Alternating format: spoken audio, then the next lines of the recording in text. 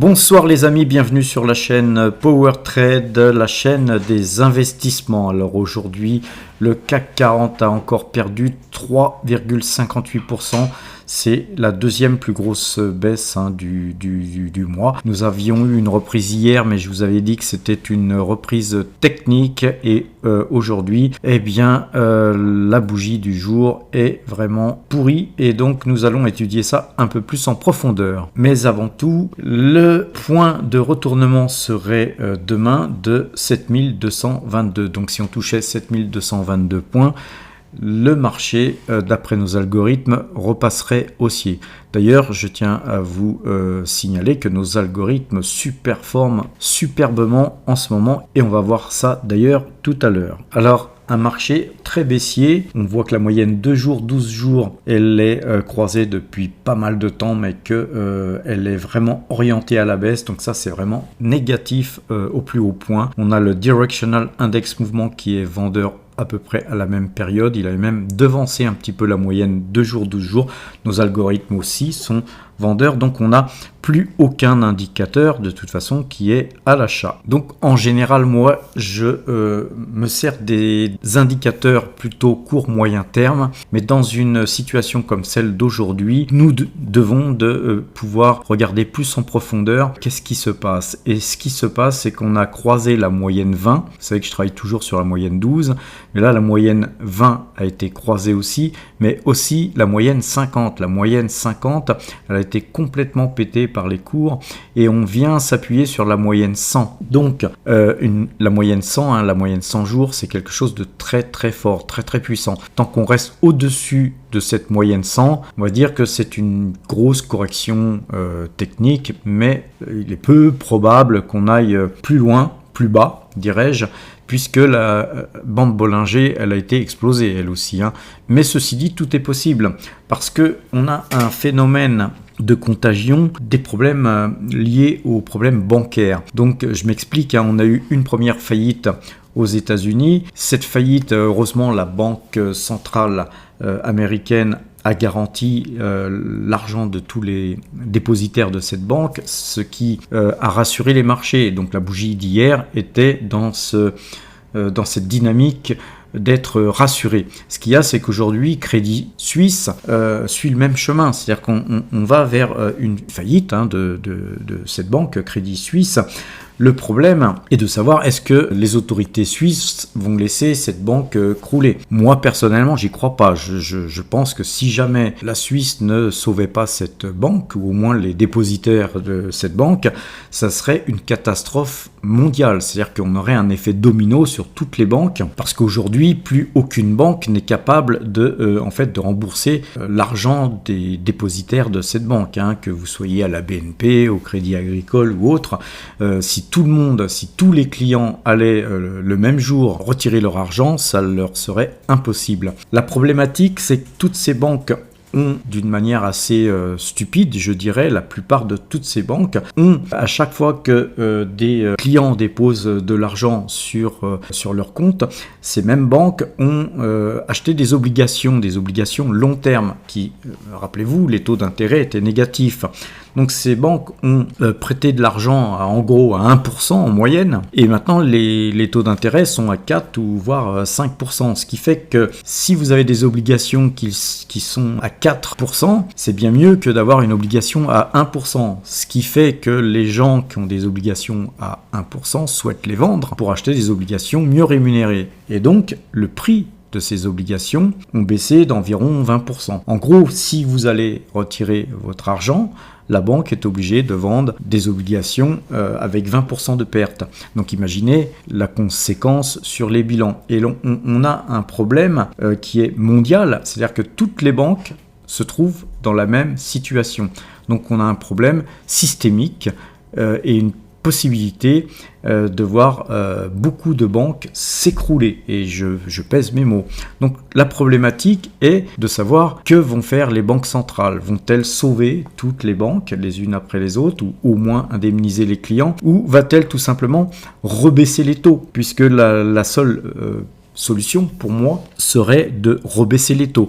Et si on rebaisse les taux, la problématique sera effectivement tout simplement le problème du retour de l'inflation et je dirais d'une inflation galopante. Donc tout ceci étant dit, maintenant que vous avez plus ou moins l'explication de ce qui est en train de se passer, on a la même configuration sur le DAX qui lui repasserait acheteur à 15 449 points. Au regard des graphiques qu'on peut voir là sur le S&P 500, on voit que le S&P 500 il est beaucoup moins impacté en fait que les marchés européens qui, rappelez-vous, avaient beaucoup monté par rapport au marché américain tout simplement. Donc on a un rattrapage qui est tout à fait naturel en ce sens. Et à présent, j'aimerais vous montrer à quel point nos algorithmes sont importants si vous traitez sur les marchés financiers. Nous avons commencé à vous montrer sur PowerTrade notre système de trading par rapport à nos algorithmes. Vous voyez que depuis le 3 juin, date à laquelle nous avons commencé, le CAC 40 était au plus haut à 6593 points. Aujourd'hui, le CAC 40, il est à 6885 points. Ce qui fait que depuis le 1er juin, si vous n'avez pas fait tous nos signaux, si vous êtes resté en pause acheteur, tout simplement, sur ces points de 6593 points, eh bien, vous n'avez gagné que 292 points pendant toute cette durée. Et vous allez voir qu'avec nos algorithmes, nous avons fait bien plus, puisque nous avons fait 7 fois plus. Notre performance est 7 fois supérieure à un simple tracker qui aurait répliqué toutes ces bougies que vous voyez sous les yeux. Mais avant d'aller voir le compteur à pépette, regardons un petit peu le Brent. Le Brent est toujours vendeur. C'est assez étonnant, puisqu'on a vraiment un marché qui est descendu jusqu'à 60, en dessous de 72 dollars le baril. Donc je pense qu'on va avoir une remontée demain parce qu'on a explosé tous les Bollinger. D'ailleurs, on aura une remontée très certainement sur le CAC 40 et sur le DAX parce que techniquement, ça me paraît très très peu probable que la baisse continue demain. Il doit y avoir une respiration de marché. Il y a aussi des respirations de marché à la baisse, bien sûr. Alors il est temps d'aller voir un petit peu le compteur à pépette. Et donc le compteur à pépette, lui, nous montre que le trade en cours nous fait gagner 442 points. Vous voyez, quand tous les marchés là vous font perdre des sommes considérables, le compteur à pépette, lui, nous montre que nos algorithmes nous font gagner 442 points pour un contrat. Ce qui veut dire que si vous aviez un contrat, vous gagnez, en fait, c'est 10 euros le point, vous gagnez quand même 4420 euros sur simplement ce simple petit signal. Après, si vous avez 10 contrats, vous gagnez bien sûr 10 fois plus. Tout à l'heure, je vous disais que si vous faisiez du CAC 40 sur un tracker, depuis le 3 juin, date où nous avons commencé avec nos algorithmes, vous gagneriez seulement 292 points. Et vous voyez que depuis le 3 juin, nous gagnons 2120 points. Ce qui fait qu'on gagne en gros à peu près 7 fois plus que ce que le CAC 40 nous donne en achat pur. Tout simplement pourquoi ? Parce que nous faisons plusieurs mouvements. Quand ça baisse, eh bien nous sommes vendeurs et quand ça monte, nous sommes acheteurs. La raison est là. Ces algorithmes fonctionnent aussi bien sur le CAC 40 que sur le DAX, puisque vous voyez que le DAX, lui, nous fait gagner 796 points. Juste pour information, pour ceux qui ne me suivent pas régulièrement, sachez que le point sur le DAX, il est à 25 euros. Donc quand vous gagnez 2965 points comme là, actuellement, le DAX nous fait gagner, et lui, seulement depuis le 24-10-2022, vous imaginez bien que les sommes gagnées sont énormes, puisqu'elles sont à 64, elles se montent à 74 000 et quelques euros.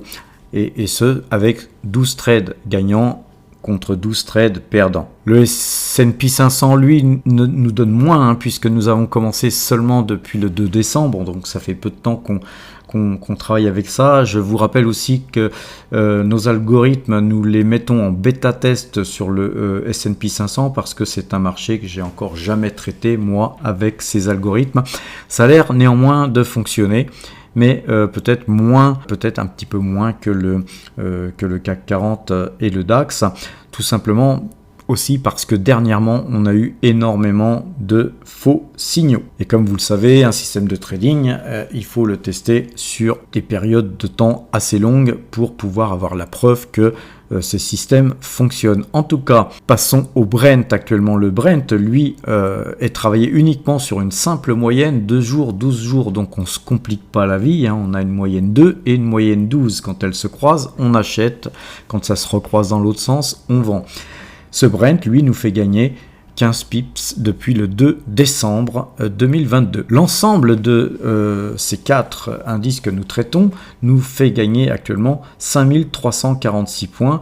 Nous avons un résultat extrêmement bon, j'irais même dire parmi certainement les meilleurs que l'on puisse trouver. Preuve en est, c'est que la ligne rouge que vous voyez évoluer là jusqu'à 5346 points, les points que je viens de vous donner à l'instant, nous étions à 0 au 3 juin. Donc, au 3 juin 2022, nous avons une très belle évolution. Rappelez-vous, ensuite, on a latéralisé pour ensuite casser ce range qui était d'ailleurs une période où on a un petit peu souffert à ne rien gagner pendant un certain temps. Mais là, on a complètement explosé ce trend et on est venu retoucher ce trend et donc on revient dans ce canal.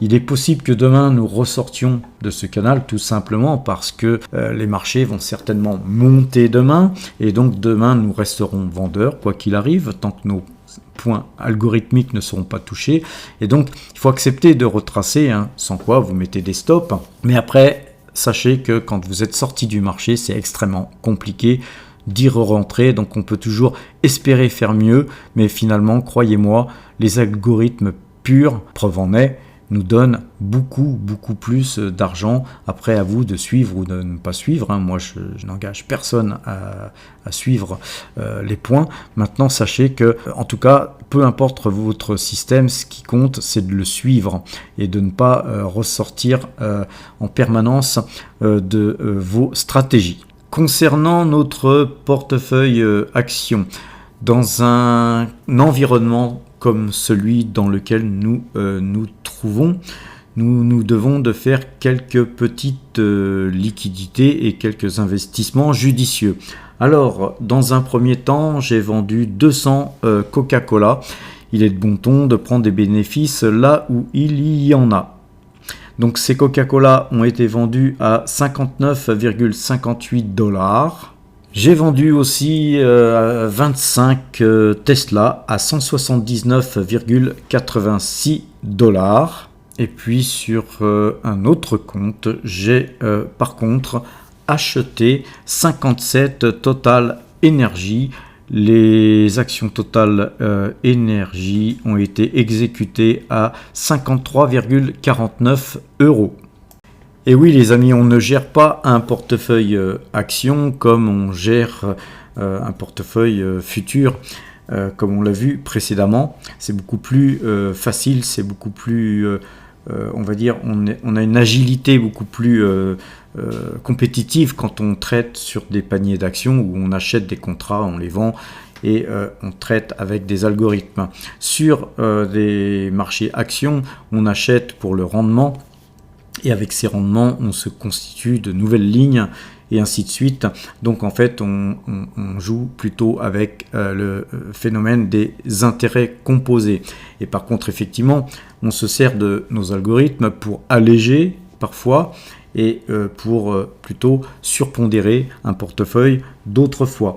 Là aujourd'hui j'ai tenu à repasser à environ 5% de liquidité vu le contexte parce qu'on ne sait pas, comme je vous l'ai dit tout à l'heure, si nous allons rentrer dans une période difficile, même très difficile au niveau des banques et qu'on va avoir un effet systémique au niveau de la plupart d'entre elles. À savoir que si jamais on avait une crise bancaire sans précédent, vous n'êtes pas sans ignorer qu'il y aurait une répercussion sur l'ensemble de l'économie, donc avec effectivement une hausse très très forte du chômage et ainsi de suite, donc avec une léthargie des bourses pendant des mois, voire des années. Je personnellement suis un peu mitigé dans les réponses qu'on peut essayer d'apporter à cette crise. Et personnellement, je ne pense pas que les gouvernements de tous les pays qui nous gouvernent laissent aller à volo le secteur bancaire. Donc je pense qu'il y aura un sauvetage, on va dire, inéluctable de certaines d'entre elles, tout du moins des plus grosses, et que à un moment donné, les choses repartiront. Et c'est effectivement dans ces moments-là qu'on peut effectivement trouver de très bonnes opportunités d'achat, et donc il faut avoir des liquidités. Donc on a fait un peu de liquidité aujourd'hui tout en augmentant notre pause sur Total Energy qui était tombé sous 60%, puisqu'on essaye de rester à 60% investi dans cette magnifique société qui va verser très bientôt un dividende, je vous le rappelle, et que ce dividende va venir gonfler nos liquidités. Donc voilà ce qui a été fait. On voit que toutes les lignes blanches que vous voyez, Coca-Cola, Total et Tesla, ce sont les lignes qui ont bougé, et on voit que nos espèces sont remontées au-dessus de 5% puisqu'on a plus de 40 000 euros de liquidité à l'instant T, et donc voilà, notre résultat n'est pas aussi flamboyant que la semaine passée, mais néanmoins nous restons toujours positifs avec plus 1,42% de hausse depuis le début de l'année, avec 10 584 euros de gain. Alors on va rester très très prudent ces prochains jours, mais nous allons pas paniquer. C'est très important de rester la tête sur les épaules. Nous allons conserver notre portefeuille et puis éventuellement réinvestir nos liquidités quand il y aura des occasions qui ne manqueront pas de se présenter à nous. Voilà, et d'ailleurs sur chaque occasion que je penserai trouver comme une bonne occasion, je vous ferai une vidéo, et avant tout je vous ferai un tweet. N'oubliez pas la chaîne Twitter, quand il y a des choses importantes à faire, que je juge très importante, effectivement, je tweete pour en informer tout le monde. Voilà les amis, je vous souhaite une bonne fin de soirée, portez-vous bien et à demain.